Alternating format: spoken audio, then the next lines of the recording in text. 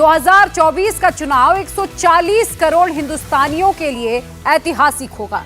97 crore voter अगले प्रधानमंत्री का फैसला करेंगे। पूरी दुनिया में यह सबसे बड़ा चुनाव होगा। ऐसा चुनाव कहीं नहीं होता।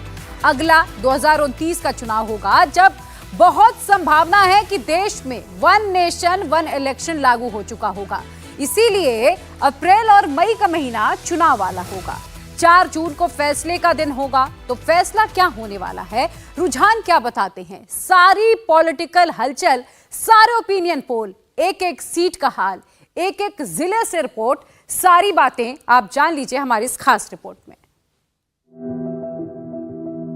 रामनवमी के 2 दिन बाद देश में चुनाव शुरू होंगे। 17 अप्रैल को देश भर में श्री राम का जन्मोत्सव मनाया जाएगा। अयोध्या के श्री राम मंदिर में रामलला के ललाट पर सूर्य किरणों से राज तिलक होगा। पूरे हिंदुस्तान में जय श्री राम का माहौल होगा। उसके ठीक 2 दिन बाद देश में सबसे बड़े चुनाव का सबसे बड़ा उत्सव शुरू होगा। 7 चरणों वाले चुनाव के पहले चरण में वोटिंग की शुरुआत उत्तर प्रदेश की उन सीटों से होगी जहां सबसे ज्यादा मुसलमान हैं। सहारनपुर, कैराना, मुजफ्फरनगर, बिजनौर, नगीना, मुरादाबाद, रामपुर और पीलीभीत। वेस्टर्न यूपी के सहारनपुर में 39% मुसलमान वोटर हैं। 2019 में यह सीट बसपा के खाते में गई थी। 2024 में यहां से बीजेपी आगे है। कैराना में भी 39% मुस्लिम वोटर हैं। 2019 में हिंदू वोट एकजुट होने से बीजेपी के प्रदीप चौधरी जीते थे। 2024 में भी ये सीट बीजेपी जीतती हुई दिख रही है। मुजफ्फरनगर में 32% मुसलमान वोटर हैं। 2019 में यहां से संजीव बालियान सिर्फ 6,500 वोटों के मार्जिन से जीते थे। इस बार आरएलडी के साथ गठबंधन के बाद बीजेपी यहां जीत के प्रति एकदम कॉन्फिडेंट है। बिजनौर सीट पर 41% मुस्लिम वोटर हैं। बीजेपी ने यह सीट आरएलडी को दी है। आरएलडी को यहां आसान जीत मिलती दिख रही है, यानी ये सीट भी एनडीए के खाते में जा रही है। नगीना में 42% मुस्लिम वोटर हैं। 19 में यहां बसपा के गिरीश चंद सांसद बने थे। इस बार नगीना की यह सीट भी बीजेपी को जाती दिख रही है। मुरादाबाद में 42% मुसलमान वोटर हैं। सपा के एसटी हसन यहां के सांसद हैं, लेकिन इस बार मुरादाबाद की सीट भी बीजेपी जीतती हुई दिख रही है। रामपुर में 49% मुसलमान वोटर हैं। ये सीट बीजेपी ने बाय इलेक्शन में जीती है। इससे पहले यहां कभी कमल नहीं खिला था, मगर 4 जून को यहां भी कमल खिल सकता है। पीलीभीत में मुसलमान 30% से कम हैं, फिर भी मुसलमान यहां का सबसे बड़ा वोट बैंक है। 2024 में ये सीट भी बीजेपी जीत सकती है। पूरे देश से एक आवाज आ रही है, एक ही स्वर है पूरे देश में कि 2024 में फिर एक बार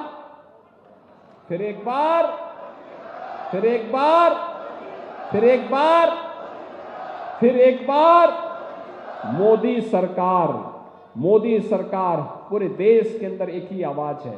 आप इस स्वर के साथ सहमत हैं ना? सभी लोग सहमत हैं। मिर्जापुर के लोग भी सहमत हैं। फर्स्ट फेज में ही बिहार की 4 सीटों पर वोटिंग होगी। औरंगाबाद, गया, नवादा और जमुई। बिहार की इन 4 सीटों में से केवल एक सीट यानी नवादा को छोड़कर बाकी 3 सीटों पर एनडीए की जीत तय दिख रही है। फर्स्ट फेज में ही नॉर्थ ईस्ट में भी वोट पड़ेंगे। असम की 5 सीट, अरुणाचल की 2 सीट, मणिपुर की 2, मेघालय की 2, मिजोरम, नागालैंड और सिक्किम की 1-1 सीट पर वोट पड़ेंगे। राजस्थान की 12 सीट, उत्तराखंड की 5 सीट, मध्य प्रदेश की 6 सीट। रिसेंट ट्रेंड बताते हैं कि इन सभी सीटों पर कमल ही खिलने वाला है। नरेंद्र मोदी इन दिनों सबसे ज्यादा ध्यान साउथ पर दे रहे हैं। साउथ में तमिलनाडु की 39 सीटों पर सबसे पहले मतदान होगा। ट्रेंड की बात करें तो कन्याकुमारी में कमल खिलेगा, कोयम्बटूर में भी कमल ही खिलेगा, रामनाथपुरम में भी कमल खिलेगा। यानी फर्स्ट फेज से ही मोदी लहर की शुरुआत होती दिख रही है। तारीखों के औपचारिक ऐलान के पहले ही देश की जनता ने, देश ने नतीजों का ऐलान कर दिया है। देश ने घोषणा कर दी है, अब की बार अब की बार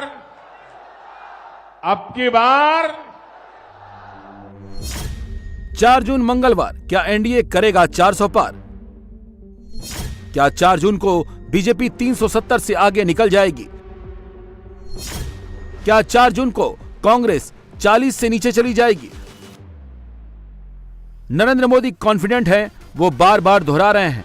मोदी पब्लिकली अनाउंस कर रहे हैं कि अब की बार एनडीए 400 पार और बीजेपी 370 पार।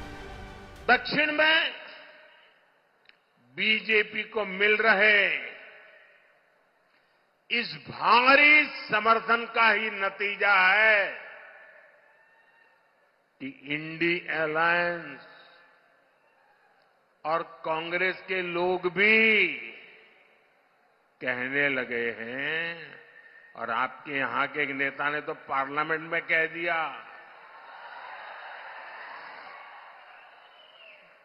हमारे विरोधी कह रहे हैं अब की बार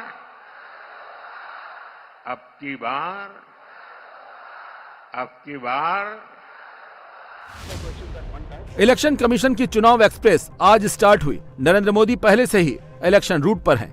राहुल गांधी भी चुनावी यात्रा कर रहे हैं। लोकतंत्र के सिस्टम को उठा के ले गए। आप किसी को वोट देते हो, वोट किसी और को चला जाता है। आप किसी को चुनते हो, आप एमएलए चुनते हो, वो एमएलए किसी और का बन जाता है।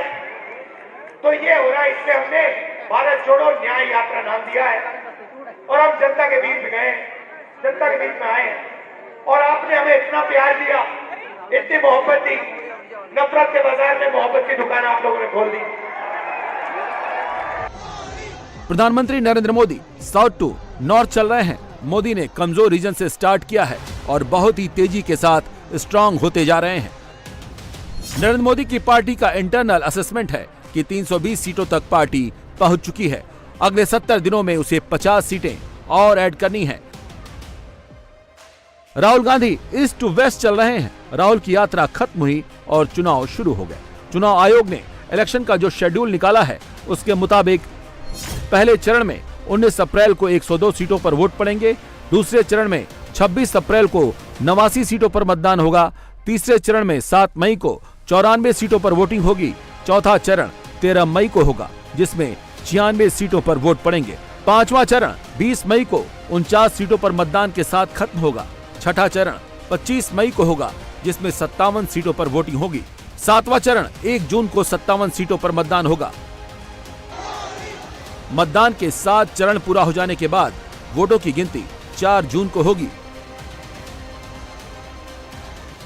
भारतीय जनता पार्टी का कार्यकर्ता हर दिन हर समय तैयारी में ही रहता है और हम लोगों को पढ़ाया जाता है चेहरे बत्ती चेहरे बत्ती चेहरे बत्ती। तो कार्यकर्ता 24 घंटा 360 दिन इसके लिए तैयार रहता है। क्या अहम मुद्दे लेकर आप लोग इस बार जाइएगा सर? मुद्दा तो केवल मोदी जी का मुद्दा है, विकास विकास विकास विकास, सबका साथ सबका विकास सबका प्रयास, ये मेरा है।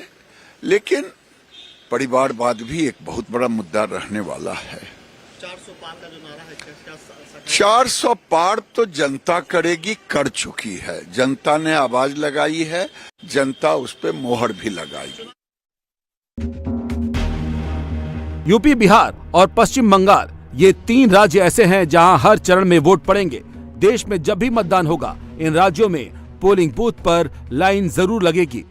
लोकतंत्र में पूरा भरोसा भारतीय जनता पार्टी का, हम स्वागत करते हैं। पिछले बार भी 7 चरणों में चुनाव हुए थे, इस बार भी जनता के बीच में जाकर जनता के लिए जो मोदी जी ने काम किया है, नीतीश कुमार जी ने काम किया, उसके एवज में वोट मांगने का काम करूंगा। पूर्ण रूप से बिहार में 40 की 40 सीट जीते और सब साथ में आ गए। पिछले बार जो महागठबंधन में भी लोग थे वो भी इस बार हमारे साथ, इसलिए सारे सीट जीतेंगे, कहीं कोई दिक्कत। इलेक्शन मैप पर जो लाइट ब्लू कलर में दिख रही है, यहाँ सेकेंड फेज में वोटिंग होगी। राजस्थान की 13 सीटों में से 13 पर यानी 100% के स्ट्राइक रेट से बीजेपी की जीत हो सकती है। मध्य प्रदेश की 6 सीटों पर भी मोदी का स्ट्राइक रेट 100% का हो सकता है। सेकेंड फेज में यूपी की 8 सीटों में से 8 सीटों पर मोदी की जीत तय दिख रही है। यूपी में राम का नाम, मोदी का काम और अयोध्या धाम, इन तीनों का जोर है। अंडर करंट भी इन्हीं का है। योगी आदित्यनाथ बीजेपी के लिए बोनस वोट खींच रहे हैं। एक नया विश्वास, दुनिया में भारत का सम्मान बढ़ा है। जब दुनिया में भारत का सम्मान बढ़ा है, ये केवल मोदी जी का ही नहीं सम्मान बढ़ा है, केवल भाजपा के मंत्री और भाजपा के पदाधिकारियों का नहीं बढ़ा है। 140 करोड़ भारतवासी आज जब दुनिया के अंदर जाता है, दुनिया उसे सिर माथे पर बिठा करके सम्मान देती है। तो 140 करोड़ लोगों का सम्मान प्रधानमंत्री मोदी जी के कारण बढ़ा है। देश की सीमाएं सुरक्षित हुई है। देश की सीमाओं की सुरक्षा का मतलब हमारा देश पूरी तरह सुरक्षित हुआ है। नक्सलवाद समाप्त, आतंकवाद समाप्त। लोकसभा चुनाव के सेकेंड फेज में केरल पूरा निपट जाएगा और कर्नाटक की 28 सीटों में से 14 सीटों पर वोट पड़ जाएंगे। ये दोनों वो राज्य हैं जहां नरेंद्र मोदी इन दिनों सबसे ज्यादा मेहनत कर रहे हैं। केरल की 3 सीटों पर पहली बार कमल खिलता दिख रहा है। हालांकि नरेंद्र मोदी का दावा है कि केरल में बीजेपी को इस बार दहाई अंकों में सीटें मिलेंगी। केरला में जनता हमें पिछले चुनावों में डबल डिजिट वोट परसेंट वाली पार्टी बना चुकी है। अब बीजेपी के लिए डबल डिजिट सीट्स की मंजिल बहुत दूर नहीं है। अब केरला के लोग भी कह रहे हैं, अब की बार 400 पार। राहुल गांधी ने बहन प्रियंका के साथ जिस महाराष्ट्र में अपनी न्याय यात्रा खत्म की, वहां 5 चरणों में वोट पड़ेंगे। दूसरे फेज में मध्य प्रदेश से लगते उत्तर पूर्वी महाराष्ट्र की 8 सीटों पर वोट पड़ेंगे। बुल्ढाना एनडीए जीत सकता है, अकोला एनडीए जीत सकता है, अमरावती एनडीए जीत सकता है, वर्धा एनडीए जीत सकता है, यवतमाल वाशिम एनडीए जीत सकता है, हिंगोली सीट पर इंडिया अलायंस को जीत मिल सकती है, नांदेड़ सीट एनडीए के पास जा सकती है और परभणी में इंडिया अलायंस को जीत मिल सकती है। इलेक्शन ट्रैकर सेकेंड फेज में भी भगवा खिलाता हुआ दिखा रहा है। राहुल गांधी मुंबई में विपक्षी नेताओं का जुटान करने वाले हैं, लेकिन उनका अलायंस चुनाव में बेहतर करता हुआ नहीं दिख रहा। 24 के इन चुनाव में पहली बार ऐसा हो सकता है कि कांग्रेस 40 सीटों के नीचे चली जाए और मोदी सरकार के विरुद्ध बनाया गया गठबंधन 100 सीटों तक भी न पहुंच पाए। आचार संहिता लग गई है, अब चुनाव सामने है। अब जो कुछ भी है वो चुनाव में ही पता चलेगा कि क्या होना है। ईवीएम से चुनाव अगर ना हो तो रूलिंग पार्टी साफ हो जाएगी। लोकसभा का चुनाव जब तीसरे फेज में होगा तब मई की गर्मी सिर पर होगी। 7 मई को होने वाले थर्ड फेज के इलेक्शन में गुजरात का चुनाव पूरा निपट जाएगा